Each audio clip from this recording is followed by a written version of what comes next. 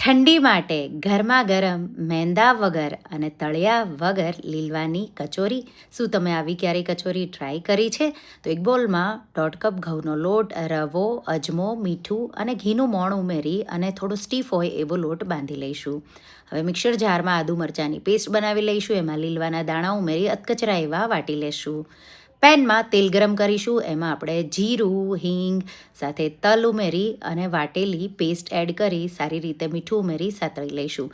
પછી આપણે એમાં ગળપણ, કાજુ સાથે લીલા ધાણા, લીંબુનો રસ ઉમેરી મિક્સ કરી નાના નાના આવા ગોળા રેડી કરી લઈશું.